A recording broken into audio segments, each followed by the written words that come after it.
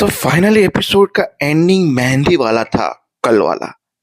पर एपिसोड के मेहंदी के एंड में भी एक सीन डाला गया है जहां पे राही और गौतम की टक्कर होती है, जहां गौतम बोलता है रिलैक्स, जमाई हूं मैं, और जमाई की सेवा करना तो घर की बहू की परंपरा होती है। रिलैक्स रिलैक्स रिलैक्स, मतलब दोनों टकरा गए और गौतम की बाहों में है राही। अब राही के दोनों हाथों में लगी हुई है मेहंदी, पर क्या पता राही इस रिश्तों को साइड पे रख के वही मेहंदी वाला हाथ इसकी गाल पे चिपका दे। आज नहीं तो एक ना एक दिन तो चिपकाएगी, क्योंकि क्या है ना, अंश की शादी भी तो करवानी है प्रेरणा प्राणा से। तो कोठारी चाहे कि ना चाहे, सास से दो रिश्ते जरूर जुड़ेंगे। एक लड़की जाएगी तो एक लड़की आएगी। ईशानी राजा को अगर साइड पे भी रख दे, फिर भी आते हैं मुद्दे पे। मुद्दे में रात को कोठारी फोन करते हैं, पर 11 घंटे हो चुके होते हैं, फिर भी कुछ पॉसिबल नहीं होता है। पर बाबूजी की आइडिया जो थी गद्दे मंगवाने की, वो काम लग गई। रात को सारे कोठारी सो गए। वहीं पे लड़कियां जो भी थी विथ अनुपमा और राही, वो कमरे में चले गए, जहाँ पे माही, परी, ईशु तीन साथ में थे एक ही बेड पे। राही अनुपमा नीचे, और बा, परी, नहीं सॉरी, बा, किंजू, पाखी और कोठारीज की तीन, यानी प्राणा, ख्याति, और ख्याति की वो जो भी इसके भाई की बीवी हो, मीता। ये छह सामने वाली लाइन में, और जेंट्स सामने, यानी कि बाबूजी, पराग, अनिल, बादशाह, राजा, इन प्रेम, सब लोग आमने सामने गद्दों के साथ। मतलब क्या माहौल जमा हुआ था बिल्कुल ही। फिर रात को मच्छर से थोड़े कुछ परेशान थे लोग। कुछ लोगों को नींद अच्छी आ रही थी। अनुपमा को तो नींद ही नहीं आ रही थी। क्यों? क्योंकि रात को बादशाह ने ईशा मिले ना, और टेंशन के भाई सब लोग ध्यान से सोए हैं कि नहीं, किसी को कुछ चीज मिली है कि नहीं, ऐसे करके रात निकाली। फिर राही जागी, राही ने बोला नींद नहीं आ रही, तो मुझे भी नहीं आ रही। पत्ते निकाल के पूरी रात भर अनुपमा और राही ने पत्ते खेले हैं। भाई घर की शादी का माहौल यही होता है, मजा इसी में होता है। रात को होते होते हुए अब पराग को नींद नहीं आई, बादशाह के पास में सोने गया तो बादशाह ने एक लात मार दी। बोला इस जिंदगी में क्या, जब तक जिंदा हूं बादशाह के पास में तो मैं नहीं सोने वाला। फिर देखे कि सास वाले कराटे मार रहे हैं। कराटे, खर्राटे, सॉरी, खर्राटे मार रहे थे। बोला कैसे खर्राटे मार रही हैं? फिर खुद ही का भाई अनिल भी खर्राटे मार रहा था। बोला लोगों को क्या बोलूं, मेरे घर के लोग ही कराटे मार रहे हैं। फिर ऐसे वैसे करके एक जगह दिखी तो वहां पे घुस गया पराग सोने, क्योंकि अब नींद आ रही है, मजबूरी है, सोना तो पड़ेगा। सोया तो था प्रेम पास में, और प्रेम ने पैर रख के हाथ रख के सो गया। बोला चाचा आज मजा आ गई, पहली बार आज पराग कोठारी क्रिकेट खेला।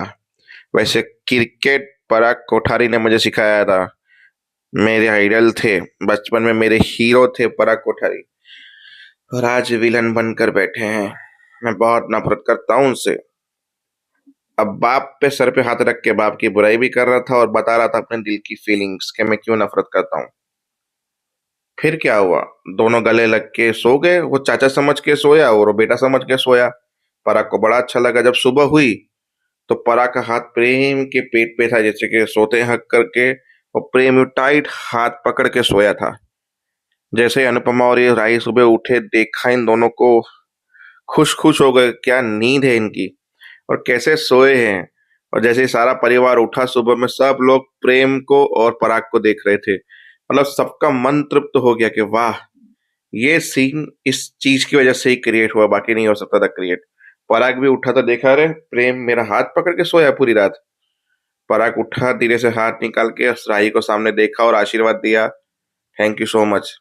ये मोमेंट सिर्फ तुम्हारी वजह से हुआ है, इस घर में रहने की वजह से हुआ है, और क्रिकेट का आइडिया इज द बेस्ट था।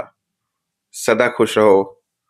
अनुपमा ने बोला, इससे अच्छी सुबह तो तेरी नहीं हो सकती कभी भी।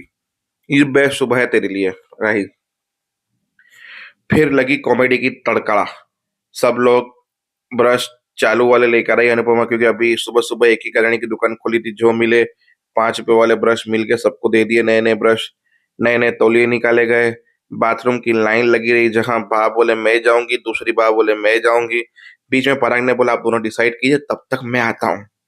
पराग बीच में घुस जाता है, क्योंकि पराग इससे पहले कंट्रोल नहीं कर पाता तो बाहर जाता है, जहां अनिल भाई बोलता है, मेरे से कंट्रोल नहीं हो रहा, थोड़ी दूर सुलभ शौचालय है, और सरकार ने सुलभ शौचालय पे एंड यूज के लिए ही बनाया गया है कि यूज करो। तो मैं तो जा रहा हूँ।